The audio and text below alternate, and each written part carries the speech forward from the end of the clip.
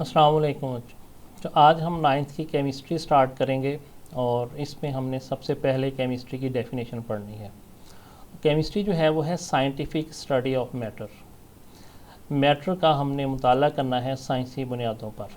और study of matter जो है उसका मतलब ये है कि हमने मैटर की कंपोजिशन, उसकी स्ट्रक्चर, उसकी प्रॉपर्टीज़ और उसके रिएक्शंस का मुताला करना है। तो केमिस्ट्री की डेफिनेशन बनेगी study of composition of matter, structure of matter, properties of matter and chemical reactions of matter is called chemistry. अब इसमें इन स्टडीज़ का मतलब क्या है? तो पहली स्टडी जो है वो है study of composition of matter. Composition का मतलब ये है कि कोई भी मैटर जिन अज्जा के मिलने से बना हुआ है वही अज्जा उसकी कंपोजिशन कहलाते हैं। मिसाल के तौर पर एयर, जो एयर यानी हवा है जिसमें हम सांस लेते हैं, ये मुख्तलिफ़ कंपोनेंट्स का मजमूआ है। इसमें जो सबसे प्रोमिनेंट कंपोनेंट है वो है नाइट्रोजन। इसमें जो है वो 78% नाइट्रोजन होती है, 21% ऑक्सीजन है, 0.03% कार्बन डाइऑक्साइड गैस है, 0.9% जो है वो ऑर्गन है, उसके अलावा 0.17% ये दीगर गैसेस हैं जो कि इंतहाई मामूली मिकदार में होती हैं और ये एक से ज़्यादा गैसेस का मजमूआ है और ये हवा में मौजूद है। तो ये तमाम चीज़ें यानी nitrogen, oxygen, carbon dioxide gas, organ और दीगर गैसेस, ये एयर की या हवा की कंपोजिशन है। तो इस तरह अगर हम हवा जो है उसका एनालिसिस करें और उसमें मौजूद डिफरेंट गैसेस जो हैं वो उसके कंपोनेंट्स हैं, उनकी परसेंटेज जो है वो मालूम करें, तो ये है study of composition of matter. Next property है structure of matter. Structure of matter जो है इसका मतलब है मैटर की साख्त यानी स्ट्रक्चर, कि उसका ढांचा किस तरह का है। मैटर जो है उसके जो कंपोनेंट्स हैं वो आपस में मखसूस तरतीब से जुड़ते हैं, जिनके आपस में मखसूस तरतीब से जुड़ने से एक मखसूस ढांचा बनता है। इस ढांचे को स्ट्रक्चर कहा जाता है। कंपोनेंट्स बेशक एक जैसे ही हों, लेकिन उनके आपस में जुड़ने की तरतीब को अगर तब्दील कर दिया जाए तो मैटर की शक्ल तब्दील हो जाती है, उसका ढांचा तब्दील हो जाता है। मिसाल के तौर पर वाटर मालिक्यूल, जो वाटर मालिक्यूल है इसमें 2 हाइड्रोजन एटम और 1 ऑक्सीजन एटम होता है। अब इनकी आपस में जुड़ने की मखसूस तरतीब है। ऑक्सीजन एटम जो है उसके दोनों अतराफ़ में 1-1 हाइड्रोजन एटम मौजूद होता है और ये भी रैंडमली मौजूद नहीं होता। जब 2 हाइड्रोजन एटम ऑक्सीजन के साथ केमिकल बॉन्ड बनाते हैं तो उसमें उन दोनों एटम्स के दरमियान जो फासला है वो एक एंगल की शक्ल में होता है, 104.5 डिग्री का एंगल होता है और इस तरह ये वाटर मालिक्यूल की स्ट्रक्चर बनती है। इसी तरह जो है वो सोडियम क्लोराइड है, इसमें सोडियम के आयन और क्लोराइड के आयन जो हैं वो मौजूद होते हैं। इनकी आपस में जुड़ने की मखसूस तरतीब है। हर सोडियम आयन के इर्द गिर्द चारों तरफ क्लोराइड आयंस मौजूद होते हैं और हर क्लोराइड आयन जो है उसके चारों तरफ सोडियम आयंस मौजूद होते हैं। अगर आप इस स्ट्रक्चर को गौर से देखें तो इसमें जो है वो क्लोराइड आयंस जो हैं उनको ब्लू कलर के डॉट से ज़ाहिर किया गया है और सोडियम आयन को रेड कलर से। मिसाल के तौर पर अगर हम इस डॉट को कंसिडर करें, ये सोडियम आयन है, तो इसमें जो है वो इस तरफ भी क्लोराइड आयन है, इस तरफ भी क्लोराइड आयन है, यहाँ पर भी क्लोराइड आयन है और इस तरफ भी क्लोराइड आयन है। सोडियम आयन कहीं पर भी बराह रास्त किसी दूसरे सोडियम एटम के साथ अटैच नहीं है। इसी तरह अगर हम क्लोराइड आयन को कंसिडर करें, मिसाल के तौर पर ये वाला क्लोराइड आयन है, तो ये भी जो है वो चारों अतराफ से सोडियम आयन के साथ अटैच है, बराह रास्त किसी भी क्लोराइड आयन के साथ अटैच नहीं है। तो ये इन एटम्स की और आयंस की आपस में जुड़ने की मखसूस और तयशुदा तरतीब है और यही तरतीब जो है ये स्ट्रक्चर बनाती है। तो किसी भी मैटर के जो अज्जा हैं वो किस तरतीब से आपस में जुड़े हुए होते हैं, इसकी स्टडी जो है उसको हम कहते हैं study of structure of matter. Next है प्रॉपर्टीज़ ऑफ मैटर। जो मैटर है उसकी खसूसियात क्या हैं। जो प्रॉपर्टीज़ हैं वो बेशुमार मुख्तलिफ़ तरह की होती हैं। फ़िज़िकल प्रॉपर्टीज़ भी हो सकती हैं, जिस तरह किसी भी चीज़ की डेंसिटी है, उसका कलर है, उसका स्मेल है, उसका टेस्ट है, ये फ़िज़िकल प्रॉपर्टीज़ हैं। और केमिकल प्रॉपर्टीज़ भी होती हैं कि कौन सा मैटर जो है वो किस चीज़ के साथ रिएक्शन करेगा, किसके साथ रिएक्शन नहीं करेगा। तो यहाँ पर हम जो है वो इनकी जनरल प्रॉपर्टीज़ पढ़ेंगे। मिसाल के तौर पर कंडक्टर्स, बाज़ मटेरियल ऐसे हैं जो हीट और इलेक्ट्रिसिटी को कंडक्ट कर सकते हैं, तो ये प्रॉपर्टी है कंडक्ट करना। जिस तरह मेटल्स हैं वो कंडक्टर होती हैं। इसके अगेंस्ट प्रॉपर्टी होती है इंसुलेटर्स। बाज़ मटेरियल्स ऐसे होते हैं जो हीट और इलेक्ट्रिसिटी को गुजरने नहीं देते। मिसाल के तौर पर इलेक्ट्रिकल वायर्स जो हैं उनके अंदर इंतहाई बारीक तारें होती हैं जो कि कॉपर की बनी हुई होती हैं, तो उनमें से इलेक्ट्रिक करंट पास हो जाता है। लेकिन उसके ऊपर जो है वो प्लास्टिक टाइप मटेरियल होता है जो कि रेड या ब्लैक कलर का होता है, तो उसमें से इलेक्ट्रिक करंट पास नहीं होता, तो ये इंसुलेटर है। दोनों जो हैं वो मैटर हैं लेकिन प्रॉपर्टीज़ अलग अलग हैं कि कॉपर जो है वो भी मैटर है, इलेक्ट्रिक करंट कंडक्ट करता है, और जो प्लास्टिक है वो इलेक्ट्रिक करंट कंडक्ट नहीं करता। इसी तरह जो है वो रिलेटिव डेंसिटी, जिस तरह अगर एक गिलास जो है उसमें पानी है, उसमें एक आइस क्यूब आप ऐड कर दें, तो वो आइस क्यूब जो है वो उसमें जो है वो नहीं डूबेगी, उसके ऊपर जो है वो फ्लोट करेगी। अगर इसके मुकाबले में आप जो है वो कोई पत्थर उसी साइज़ का उसके अंदर ऐड करें तो वो फ़ौरन नीचे डूब जाएगा। उसकी वजह ये है कि ये पानी जो है उसके मुकाबले में बर्फ़ की डेंसिटी कम है, लिहाजा वो ऊपर रहेगी। और अगर जो है वो आप उसमें पत्थर का कोई पीस ऐड करते हैं तो उसकी डेंसिटी पानी से ज़्यादा है, तो वो फ़ौरन जो है वो डूब जाएगा। इसी तरह स्टेट्स ऑफ मैटर, वो आप जानते हैं कि आम तौर पर स्टेट्स ऑफ मैटर्स जो हैं वो 3 होती हैं, सॉलिड हैं, लिक्विड हैं और गैस हैं। तो इनकी स्टडी जो है वो भी प्रॉपर्टीज़ में आती है। मिसाल के तौर पर हमारे पास पानी है तो वो लिक्विड फॉर्म में है, अगर हम उसको फ्रिज में रख देते हैं तो वो बर्फ़ में तब्दील हो जाएगा, बर्फ़ जो है वो सॉलिड स्टेट है। इसी तरह पानी जो है अगर हम उसको बॉयल करते हैं तो वो भाप या स्टीम बन जाएगा, वो गैस की शक्ल है। तो ये प्रॉपर्टीज़ की स्टडी है कि किस तरह एक ही मैटर जो है वो टेम्परेचर चेंज होने पर किस तरह अपनी ज़ाहरी शक्ल जो है उसको चेंज करता है। इसी तरह एक और प्रॉपर्टी है सॉल्युबिलिटी, यानी किसी भी मैटर का पानी में हल होना या हल ना होना। सॉल्युबिलिटी का मतलब ये है कि कोई भी जो मैटर है वो पानी में किस हद तक हल होता है। तो तमाम मैटर जो हैं उनकी पानी के अंदर जो सॉल्युबिलिटी है वो एक जैसी नहीं होती। कुछ चीज़ें हैं जो बहुत ज़्यादा मिकदार में पानी में हल हो जाती हैं। मिसाल के तौर पर कॉमन साल्ट है, उसको आप काफ़ी ज़्यादा मिकदार में पानी में हल कर सकते हैं। इसके मुकाबले में कैल्शियम कार्बोनेट है, आप उसको पानी में हल करने की कोशिश करेंगे तो वो हल नहीं होगा, तो उसकी सॉल्युबिलिटी ना होने के बराबर है। तो ये भी एक प्रॉपर्टी है। इसी तरह मैग्नेटिज़म है कि बाज़ मेटल्स जिस तरह आयरन है वो मैग्नेट के लिए अट्रैक्शन रखती हैं, और बहुत से दीगर मटेरियल्स हैं जिस तरह प्लास्टिक है, रबर है, शीशा है, ये मैग्नेट के लिए अट्रैक्शन नहीं रखते। नेक्स्ट प्रॉपर्टी जो है वो है रिएक्शंस, कि जो मैटर है वो दीगर मैटर के साथ केमिकल रिएक्शन में हिस्सा लेता है और उससे नई चीज़ें बनती हैं। इसमें सबसे जो कॉमन केमिकल रिएक्शन है जो सदियों से होता आ रहा है और हर घर में भी होता है, आप लोगों ने देखा होगा, बर्निंग का प्रोसेस, आग जलने का अमल। उसमें जो स्टोव या चूल्हा है उसका जब बर्नर आप ऑन करते हैं तो उसमें आग जलना शुरू हो जाती है। तो जलने का अमल बुनियादी तौर पर एक केमिकल रिएक्शन है।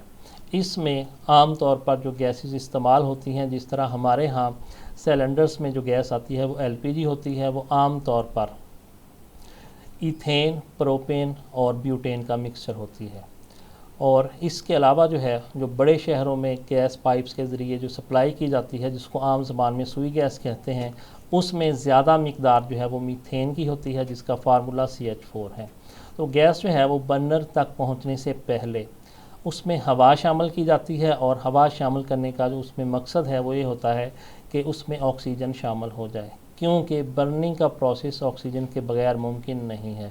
तो बर्निंग का जो केमिकल रिएक्शन है ये बेसिकली फ्यूल का, वो मीथेन की शक्ल में हो, इथेन की शक्ल में हो, वुड की शक्ल में हो, किसी भी शक्ल में हो, उसको ऑक्सीजन की ज़रूरत होती है। तो इसमें जो मैटर इस्तेमाल होता है केमिकल रिएक्शन में जो कि बर्निंग का है, इसमें फ्यूल जो कि मीथेन की शक्ल में है और ऑक्सीजन जो कि हवा से ली जाती है, इन दोनों के दरमियान केमिकल रिएक्शन होता है।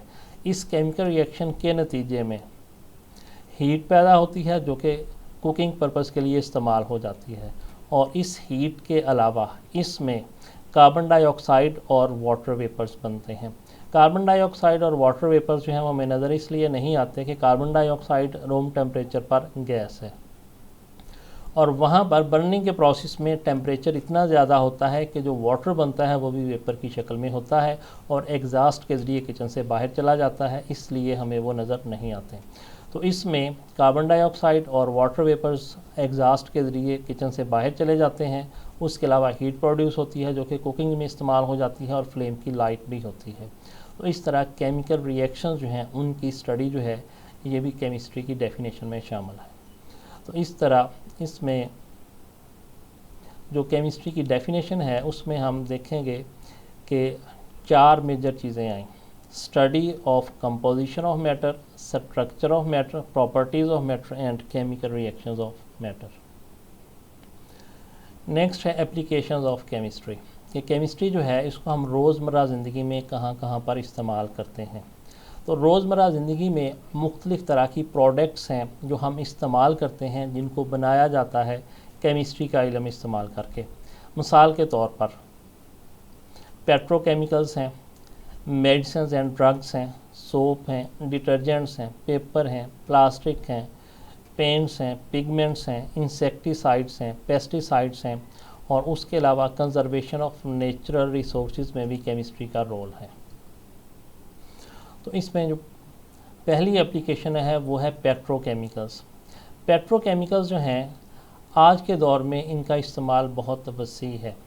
ज़मीन से जो है वो पेट्रोलियम को निकाला जाता है, उसके बाद ऑयल रिफाइनरीज़ में उसके मुख्तलिफ़ कंपोनेंट्स में अलग अलग किया जाता है। उनमें जो सबसे कॉमन कंपोनेंट्स हैं वो तो हैं पेट्रोल है, डीज़ल है, केरोसिन ऑयल है, जिनको गाड़ियों में फ्यूल के तौर पर इस्तेमाल किया जाता है। लेकिन उसके बाद बहुत सा ऐसा मटेरियल भी होता है जो वहाँ पर ऑयल रिफाइनरीज़ में बच जाता है। उसमें बेशुमार अलग अलग तरह के कंपाउंड्स होते हैं, उनको फिर अलग अलग किया जाता है और मुख्तलिफ़ प्रोडक्ट्स बनाने में इस्तेमाल किया जाता है। रोज़मर्रा ज़िंदगी में हम जितनी भी सिंथेटिक मटेरियल्स इस्तेमाल करते हैं उनका जो रॉ मटेरियल है वो इन्हीं पेट्रोलियम प्रोडक्ट से आता है। तो पेट्रोलियम जो है उसको इस्तेमाल करके जितने भी केमिकल्स बनाए जाते हैं उनको मजमूई तौर पर पेट्रोकेमिकल्स कहा जाता है। जिस तरह प्लास्टिक है उसकी तमाम कैटेगरीज़ हैं, इसी तरह जो है वो कपड़ों में पॉलिएस्टर इस्तेमाल होता है, उसका रॉ मटेरियल पेट्रोकेमिकल से आता है। इसी तरह जो है वो शूज़ हैं, उसमें जो सिंथेटिक मटेरियल आता है वो भी यहीं से आता है। और इस तरह दीगर इस्तेमाल की जितनी भी चीज़ें हैं जो कि सिंथेटिक मटेरियल हैं वो ज़्यादातर पेट्रोकेमिकल बेस होती हैं। इसके बाद है मेडिसिन्स एंड ड्रग्स। तो जो मुख्तलिफ़ तरह की अद्वियात हैं जिनको मुख्तलिफ़ बीमारियों के इलाज के लिए इस्तेमाल किया जाता है, उनमें जो एक्टिव केमिकल कंपाउंड्स होते हैं जो बीमारी के इलाज में इस्तेमाल होते हैं, खा वो जरासीम को मारने के लिए इस्तेमाल हों या बॉडी फंक्शन में कोई चेंज लेकर आएँ, वो बुनियादी तौर पर केमिस्ट्री का इल्म इस्तेमाल करके बनाए जा रहे होते हैं और उनको फिर मुख्तलिफ़ बीमारियों के इलाज के लिए इस्तेमाल किया जा रहा होता है। नेक्स्ट इसमें है सोप। साबुन जो है ये रोज़मर्रा ज़िंदगी में इस्तेमाल होते हैं। इसमें जो है हम इसको टॉयलेट सोप्स हैं या दीगर कैटेगरी के सोप्स हैं, तो ये भी केमिस्ट्री का नॉलेज इस्तेमाल करके इनको हम बनाते हैं। इसी तरह डिटर्जेंट्स हैं जिनको आम ज़बान में हम सर्फ कहते हैं, तो बेसिकली इनका जो टेक्निकल नेम है वो डिटर्जेंट्स होता है। इनको भी वॉशिंग और क्लीनिंग के पर्पज़ के लिए इस्तेमाल करते हैं और ये केमिस्ट्री का नॉलेज इस्तेमाल करके बनाए जाते हैं। नेक्स्ट यूज़ है वो है पेपर्स यानी कागज़। बहसीत स्टूडेंट जो है वो आप सबसे ज़्यादा पेपर का इस्तेमाल करते हैं, खा वो बुक्स की शक्ल में हों वो भी पेपर की बनी हुई हैं, स्टेशनरीज़ हों, टेस्ट आपने देने हों, शीट्स हों, नोटबुक्स हों, ये तमाम चीज़ें जो हैं ये कागज़ या पेपर की बनी हुई हैं। तो पेपर जो है ये पेपर इंडस्ट्री में बनता है और इसकी जो मैन्युफैक्चरिंग है इसमें भी केमिस्ट्री का नॉलेज इस्तेमाल किया जाता है जिससे पेपर बनता है और इसको हम रोज़मर्रा ज़िंदगी में इस्तेमाल करते हैं। नेक्स्ट इसमें है प्लास्टिक्स। प्लास्टिक जो है इसका भी आज के दौर में बहुत ज़्यादा इस्तेमाल है। बहुत सी अशिया ऐसी होती हैं जो प्लास्टिक की बनी हुई होती हैं, जिस तरह किचन में इस्तेमाल होने वाली बेशुमार चीज़ें हैं। उसके अलावा जो है वो दीगर बहुत सी चीज़ें ऐसी होती हैं। इवन पैकिंग जो है वो मुख्तलिफ़ प्रोडक्ट्स की, शैम्पूज़ हैं, उसके अलावा हैंड वॉश हैं, इस तरह की जितनी भी चीज़ें होती हैं वो जिन बॉटल्स के अंदर होती हैं पैकिंग होती है वो भी प्लास्टिक की बनी हुई होती हैं। तो इस तरह प्लास्टिक जो है वो भी साइंटिफिक नॉलेज, केमिस्ट्री का नॉलेज है जिसको इस्तेमाल करके हम बनाते हैं। नेक्स्ट है पेंट्स यानी रंग। हाँ, ये जो है वो बिल्डिंग्स के लिए इस्तेमाल हों, दरवाजे हैं, विंडोज़ हैं, उनको रंग करने के लिए इस्तेमाल किए जाते हैं। तो ये भी हम केमिस्ट्री का नॉलेज इस्तेमाल करके इनको हम बनाते हैं। नेक्स्ट इसमें है पिगमेंट्स। पिगमेंट्स जो हैं इसका मतलब ये होता है कि ये बुनियादी तौर पर कलरिंग मैटर हैं। जिस तरह पेंट्स हैं, तो पेंट्स जो है वो बुनियादी तौर पर लिक्विड है, उसके अंदर बहुत से कंपोनेंट्स हैं। उसमें जो है वो सॉल्वेंट है, उसके अंदर जो है वो बाइंडर होते हैं ताकि पेंट जो है उसको फिक्स किया जाए। इमल्सीफायर होते हैं कि पेंट जो है वो प्रॉपर स्प्रेड हो सके। मुख्तलिफ़ चीज़ों का वो मजमूआ होता है। अब किसी भी पेंट जो है उसकी कंपोजिशन जो है वो एक जैसी होती है सवाए एक चीज़ के कि उसका कलर जो है वो दूसरे से मुख्तलिफ होता है। तो जो कलरिंग मैटर है वो पिगमेंट्स होते हैं। ये आम तौर पर इनऑर्गेनिक कंपाउंड्स होते हैं। मुख्तलिफ़ तरह की जो मेटल्स हैं उनके जो कंपाउंड्स होते हैं उनके जो रंग हैं वो एक दूसरे से मुख्तलिफ होते हैं। जिस तरह कॉपर है तो उसके कंपाउंड्स आम तौर पर ब्लू कलर के होते हैं। इसी तरह दीगर मेटल्स हैं, हर एक के कंपाउंड्स के अपने अपने अलग अलग कलर्स होते हैं। तो ये आम तौर पर जो है वो इनऑर्गेनिक कंपाउंड्स होते हैं और इनको फिर ज़रूरत और कलर की रिक्वायरमेंट के मुताबिक पेंट्स के अंदर ऐड किया जाता है जिससे वो कलर बन जाता है। नेक्स्ट इसमें है इंसेक्टिसाइड्स। इंसेक्टिसाइड जो है ये आम तौर पर इस्तेमाल होती हैं एग्रीकल्चर में, घरेलू इस्तेमाल में भी आती हैं कि जो कीड़े मकोड़े हैं वो मुख्तलिफ़ तरह की फ़सलों को और दीगर चीज़ों को नुकसान पहुंचा रहे होते हैं और बाज़ औक़ात इनकी मौजूदगी जो है वो किचन के अंदर या दीगर जगहों पर नुकसान का बायस बनती है। तो ऐसे केमिकल कंपाउंड्स होते हैं जो इनको मारने के लिए इस्तेमाल किए जाते हैं, उनको इंसेक्टिसाइड्स कहा जाता है। नेक्स्ट हैं पेस्टिसाइड्स। पेस्टिसाइड्स जो हैं ये भी डिफरेंट कैटेगरी के केमिकल कंपाउंड्स हैं जिनको हम इस्तेमाल करते हैं एग्रीकल्चर में। एग्रीकल्चर जो है उसमें जो प्लांट्स होते हैं, खा वो फसलें हों, मुख्तलिफ़ तरह की क्रॉप्स, खा वो जो है वो फ्रूट्स हों, वेजिटेबल्स हों, तो उनको मुख्तलिफ़ तरह के कीड़े मकोड़े और दीगर रस चूसने वाले कीड़े उनको नुकसान पहुंचाते हैं। तो ऐसे केमिकल कंपाउंड जो हैं उनका उसके ऊपर स्प्रे किया जाता है जिसके नतीजे में वो मर जाते हैं और फसल जो है वो इनसे महफूज हो जाती है और बेहतर पैदावार देती है। तो ये पेस्टिसाइड जो हैं ये भी केमिकल कंपाउंड्स हैं जिनको केमिस्ट्री का नॉलेज इस्तेमाल करके बनाया जाता है। अल्लाह हाफिज़।